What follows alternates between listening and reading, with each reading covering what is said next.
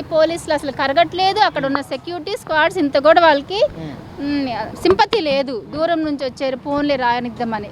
Half an hour 20 minutes 15 minutes అంటే పోనీ మీరు అలౌ చేయకండి, బికాస్ టైం సాలదు.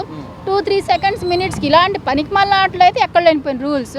మగవాళ్ళని కింద చెక్ చేసి, పైన చెక్ చేసి, ఇక్కడ చెక్ చేసి, ఇన్ని రూల్స్ నీట్గా అయితే మరి ఇప్పుడు ఏమైంది? ఇన్ని ఓటర్ అంటే ఎలక్షన్ కార్డ్స్ అంటే ఫ్రాడే కదా.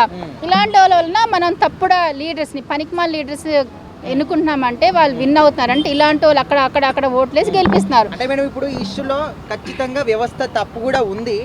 ఇక్కడ ప్రకాష్ రాజ్ గారి విషయానికి వస్తే ఆయన ఎప్పుడు కూడా నేను ధర్మం వైపు ఉంటా, సెక్యులర్ని లేకపోతే నాస్తికుని అని చెప్పుకుంటూ ప్రజల గొంతు నేను వినిపిస్తా, ప్రశ్నిస్తా అంటూ ఉంటాడు. సో అలాంటి పర్సన్ ఈ విధంగా చేస్తే దాన్ని దేశద్రోహం అని కూడా చాలా మంది అంటున్నారు. దానికి ఏం చెప్తారు? నాస్తికుడు అంటే ఇప్పుడు దానిలో మనం ఇన్వాల్వ్ కాలేము. ఎవరి సిచ్యువేషన్ బట్టి, ఎవరు ఎదుర్కొన్న పరిస్థితులను బట్టి సంతోషంగా ఉన్న వాళ్ళందరూ దేవుడికి 100 సార్లు గుళ్ళు చుట్టూ తిరిగి అవి ఇవి దానాలు సంతోషంగా నెల అసలు దేవుడే వద్దంటారు.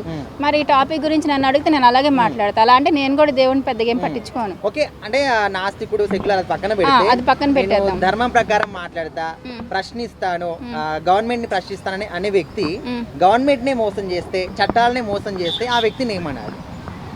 ఆ వ్యక్తి మరి దేశద్రోహి అనాలి. దీనికోసము మళ్ళీ మిగతా ప్రజలు కూడా ఇబ్బంది పడి సఫర్ అవుతారు. ఎందుకోసం అంటే రాంగ్ లీడర్స్ ఎలక్ట్ అయిపోతారు. మనం ఫేక్ ఇలా యూజ్ చేసామనుకో ఎలక్షన్ కార్డ్స్, ఎవరినైతే మనం వద్దనుకున్నాం మూర్ఖులు, పనికిమాల మొఖాలు, పబ్లిక్ని నష్టపరిచే వాళ్ళు, ఇలాంటి మూర్ఖులు అందరూ విన్నింగ్ అయ్యారు మెజార్టీతో. అంటే ఇలా ప్రకాష్ రాజ్ వాళ్ళు ఉండబట్టే విన్ అవుతున్నారు. మేడం ఇప్పుడు ప్రకాష్ రాజ్ గారు విన్ అయితే ఇప్పుడు మనం ప్రజలు 5 years సఫర్ అవ్వాల్సింది కదా మూర్ఖులతోనే.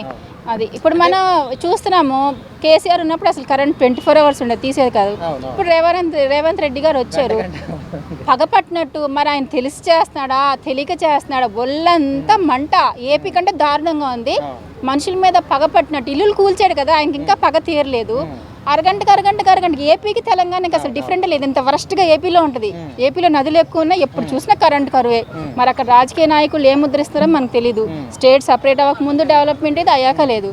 మరి తెలంగాణ కూడా ఏపీలాగా వరస్ట్గా తయారైంది. అరగంట కరెంటు, వర్షం లేకపోయినా కరెంటు, పెద్దదో తుఫాన్లు వచ్చి కొట్టుకుపోయినా కరెంట్ తీయటమే. అదా కరెంటు అంటే నాకైతే కావాలని తీస్తున్నాడు అనిపిస్తుంది. అంటే మేడం ఇప్పుడు ప్రకాష్ రాజ్ గారు 4 states లో 4 ఓటర్ ఐడి కార్డ్స్ తీసుకున్నారని చెప్పేసి ఆయనకి నాన్ బెయిలబుల్ వారెంట్ ఇష్యూ చేశారు బెంగళూరు కోర్టు. మరి ఆయనకు ఆ కార్డ్ని ఇష్యూ చేసినటువంటి ఈసీ వాళ్ళకి ఇలానే శిక్ష వేయాలి. ఇప్పుడు ఈయన తీసుకున్నారంటే ఈయన తప్పు ఉంది, బట్ ఇచ్చినప్పుడు ఇద్దరిది ఉందండి.